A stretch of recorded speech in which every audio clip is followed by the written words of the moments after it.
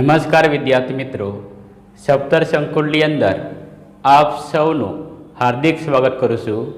વિદ્યાર્થી મિત્રો, આજે આપણે સ્ટાન્ડર્ડ 6 એમાં વિષય અંગ્રેજી યુનિટ નંબર 4 એમાં યુનિટ નંબર 4ની અંદર આપણે જોવાના છે પાર્ટ 6 એટલે ભાગ નંબર 6 જોવાના છે. તો વિદ્યાર્થી મિત્રો, આપણે યુનિટ નંબર 4 પાર્ટ નંબર 4 અત્યાર સુધી આપણે કુલ 5 ભાગ જોઈ ગયેલા છે. હવે ભાગ નંબર 6 ની શરૂઆત કરીશું. તો આપણે શરૂઆત કરીશું એક્ટિવિટી 5 થી, એટલે એક્ટિવિટી 5 નંબરથી. એમાં તમારે જોવાનું છે પેજ નંબર 44, 45 અને 46.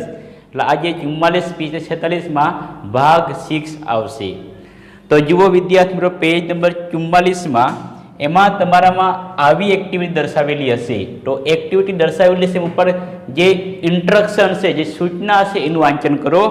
તમારા વિસ્તારમાંથી કોલેજ ભણવા જતા હોય તેવા 2 વિદ્યાર્થીઓને મળો. આપેલા પ્રશ્નો તેમને પૂછી ટેબલમાં વિગતો ભરો. તો વિદ્યાર્થી મિત્રો, આપણે ઘરની આજુબાજુ મોટા ભાઈ બહેન કે પિતરા ભાઈ હોય, કોઈ બહેન હોય, તો એમના જે કોલેજમાં જતા હોય એમના નામ મૂકીને આપણે અહીં પ્રશ્ન પૂછવાના છે, જે પ્રશ્ન દર્શાવેલા છે. તો અહીં હું મારી રીતે 2 નામ લખું છું. એક લખું છું, એક તો મહેશભાઈ. શું લખ્યું? મહેશભાઈ. પછી બીજું નામ લખ્યું કલ્પેશભાઈ. કલ્પેશભાઈ. તો વિદ્યાર્થીઓ, આ જે નામ છે, નામમાં તમે ફેરફાર કરી શકો. તમારે તે તમારે જે ઓળખતા હોય એમના પણ નામ મૂકી શકો. પછી જુઓ વિદ્યાર્થીઓ, આપણે પ્રશ્ન પૂછવાના કુલ 5 પ્રશ્નો છે. આ જે ટેબલ છે એમાં ભરવાના છે. તો પહેલો પ્રશ્ન પૂછે મહેશભાઈને, વોટ આર યુ સ્ટડી? તમે શું ભણી રહ્યા છો? તો મહેશભાઈ આપણને કહે છે ફર્સ્ટ યર. શું લખ્યું છું? First year BCom. મહેશભાઈ કોલેજના પહેલા વર્ષમાં બીકોમનો અભ્યાસ કરી રહ્યો છે. બીકોમ એટલે જે વિદ્યાર્થી ધોરણ 11-12ની અંદર જે કોમર્સ રાખ્યું હોય એવા વિદ્યાર્થીઓ કોલેજમાં બીકોમ પોતે વિષય લઈ શકે છે. તો આ જે મહેશભાઈ છે એ કોલેજના પહેલા વર્ષમાં કયું છે? ફર્સ્ટ યર બીકોમમાં પોતે અભ્યાસ કરી રહ્યો છે. પછી કલ્પેશભાઈને પૂછીએ, વોટ આર યુ સ્ટડી? તમે શું અભ્યાસ કરી રહ્યા છો? એ આપણને જણાવે છે થર્ડ યર. શું છે? Third year BSc. બી એટલે બેચલર, એસસી એટલે science, bachelor of the science. જે વિદ્યાર્થી 11-12માં સાયન્સ રાખ્યું હોય તે કોલેજમાં બીએસસી પોતે અભ્યાસ પોતે વિષય લઈ શકે. તો આ કોલેજ 3 વર્ષનું હોય તો એમાં 3જા વર્ષમાં કલ્પેશભાઈ બીએસસીનો અભ્યાસ કરે છે. પછી પ્રશ્ન 2 એમાં દર્શાવેલો છે when will you become graduate? આપણે મહેશભાઈને પૂછીએ, તમે ક્યારે ગ્રેજ્યુએટ બરાબર ગ્રેજ્યુએટ હોય? હું પૂછે છે when will you become A graduate? તો મહેશભાઈને પૂછીએ, તમે ગ્રેજ્યુએશન ક્યારે પતાવશો? તો મહેશભાઈ આપણને કહે છે આફ્ટર શું આવશે? 2 years. આફ્ટર 2 years મહેશભાઈ આપણને કહે છે 2 વર્ષ પછી હું ગ્રેજ્યુએશનની ડિગ્રી મેળવીશ. પછી કલ્પેશભાઈ કહે છે, Kalpesh what will you become A graduate? તું ક્યારે ગ્રેજ્યુએશન મેળવશે? એ આપણને કહે ધીસ યર. ધીસ યર એટલે આ વર્ષે, બરાબર, આ વર્ષે કલ્પેશભાઈ ગ્રેજ્યુએશનની ડિગ્રી મેળવશે. શા માટે? એ 3જા વર્ષમાં હોવાને કારણે. આ જે મહેશભાઈ છે એ 2 વર્ષમાં પોતે 2 વર્ષ પછી ગ્રેજ્યુએશન થાય. શા માટે? એ પહેલા વર્ષમાં છે એટલે. પછી જે લો for how many years will you study? પછી આપણે કહીશું હવે તમે કેટલા વર્ષ ભણવા માંગો છો? તો મહેશભાઈ આપણને કહે છે મોર. શું કહે છે? 4 years. શું કહે છે? 4 more years. 4 more years. મહેશભાઈ કહે છે 4 વર્ષ કરતાં વધારે વર્ષ હું ભણવા માંગુ છું. 4 વર્ષ હું ભણીશ એમ કહે છે. કલ્પેશભાઈને પૂછીએ, for how many years will you study? તમે કેટલા વર્ષ તમે ભણવા માંગો છો? તો એ કલ્પેશભાઈ કહે છે 2 more year. बराबर ओछामां ओछा 2 वर्ष कहे छे 2 more years। पछी प्रश्न 4 छे what will you do after years? what will you do after 5 years? 5 વર્ષ પછી તમે શું કરવા માંગો છો? તો આપણને આ મહેશભાઈ કહે છે join in a company। join in a company। આ જે મહેશભાઈ છે એ કંપનીમાં જોડવા માંગે છે। કલ્પેશભાઈ પૂછે what will you do after 5 years? તમે 5 વર્ષ પછી તમે શું કરવા માંગો છો? બરાબર। તો આ જે કલ્પેશભાઈ કહે છે study in medicine. Study in medicine.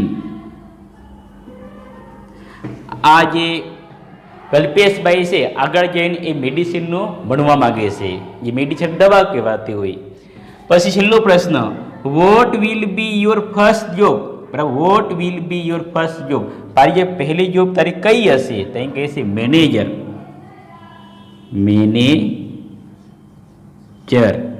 પછી આ હવે ડોક્ટર। કલ્પેશભાઈ પહેલી જોબ કઈ હશે? ડોક્ટર હશે। તો વિદ્યાર્થી આવી રીતે તમારે આ જે ટેબલ છે એ પૂર્ણ કરવાનું છે। હવે જો વિદ્યાર્થી મિત્રો પેજ નંબર જુઓ 45, એમાં દર્શાવેલું છે એક્ટિવિટી 6। હું આપેલી છે એક્ટિવિટી 6। એક્ટિવિટી 6 એ બરાબર સમજવાનો પ્રયત્ન કરજો વિદ્યાર્થી મિત્રો। હવે એમાં દર્શાવેલું છે અહીંયા કુલ 6 સચિત્ર દર્શાવેલા છે। સચિત્રમાં બે બાળકો છે। બાળકો શું પ્રવૃત્તિ કરે છે એ ચિત્રમાં જોઈને આપણે લખવાનો પ્રયત્ન કરવાનો છે। હવે ચિત્ર નંબર 1 માં કહે છે આઈ એમ વેરી ક્લેવર, હું ખૂબ હોશિયાર છું। તો સામાન્ય જે મિત્ર કહે છે નો યુ આર નોટ, તમે હોશિયાર નથી। તો પેલો મિત્ર કહે છે yes I am, I will show you. પેલો મિત્ર કહે છે હું હોશિયાર છું, તને બતાવું છું એમ કહે છે। હવે ચિત્ર નંબર 2 જો write 3 following numbers on the board. Board ઉપર તમે 3 નંબર લખો। તો જે બીજો મિત્ર છે એ બોર્ડ ઉપર 3 નંબર લખે છે 1 2 3। હવે ચિત્ર નંબર 3 માં જુઓ now write the same 3 number the other way. હવે એવા જ નંબર તમે ઊંડેથી લખો કે છે એટલે આ બાજુ લખવાનું છે। શું આવશે? 3 2 1। હવે ચિત્ર નંબર 4 માં જુઓ now subtract the smaller number from the bigger number. હવે પહેલો મિત્ર કહે છે કે મોટામાંથી નાનાને ભાગ કરો। તો મોટું કયું છે? આ છે। નાનું કયું આવશે? 123। ભાગ કરીએ જવાબ શું આવશે તમારે? 198 જવાબ આવશે। તો ચિત્ર નંબર 5 માં શું કહે છે now I will tell you the answer. હું તમને જવાબ કહું છું। શું કહે છે? 198। બરાબર। પછી છેલ્લું ચિત્રમાં જો શું કહે છે બીજો મિત્ર the answer is 198। Dates is right, તમારી વાત સાચી છે। ડેટ્સ એ વન્ડરફુલ, આ એક અદ્ભુત પ્રકારની આવડત છે, ટ્રીક છે। Will you tell me the secret? બરાબર, મને કઈ સિક્રેટ હોય તો મને બતાવવું એમ કહે છે। હવે વિદ્યાર્થી મિત્રો જો આગળ તમે ચિત્ર આપેલું જુઓ, અહીંયા ચિત્ર આપવામાં આવેલું છે એમાં જુઓ the answer will be always be 198। આ જે આન્સર છે શું આવશે? 198 આવશે। તો કઈ રીતે આવશે જુઓ ટ્રાય ઇટ, પ્રયત્ન કરો। રાઇટ ધ એની 3 નંબર્સ, કોઈ પણ બરાબર 3 નંબર લખો।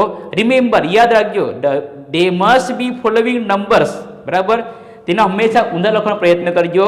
સબસ્ટ્રેક્ટ the smaller number from the bigger number, હંમેશા મોટામાંથી નાનાને બાદ કરશો।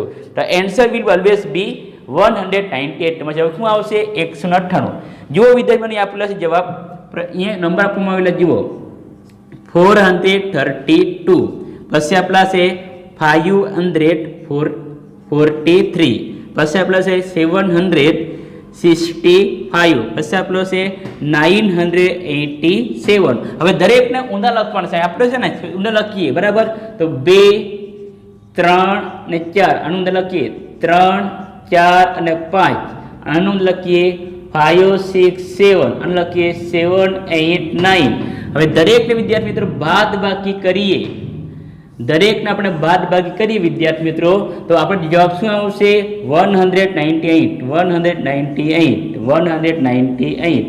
198 આમ જવાબ આવશે એમ દર્શાવવામાં આવેલો છે. તો વિદ્યાર્થીઓ આજે પ્રવૃત્તિ તમે જાતે કરવાની છે. હવે જુઓ વિદ્યાર્થીઓ પેજ નંબર 46 માં એક્ટિવિટી 7 આપેલી છે. જુઓ તો એમાં કુલ વિદ્યાર્થીઓ કેટલા પ્રશ્નો પૂછવામાં આવેલા છે? 10 પ્રશ્નો છે. એક્ટિવિટી કઈ છે? એક્ટિવિટી 7.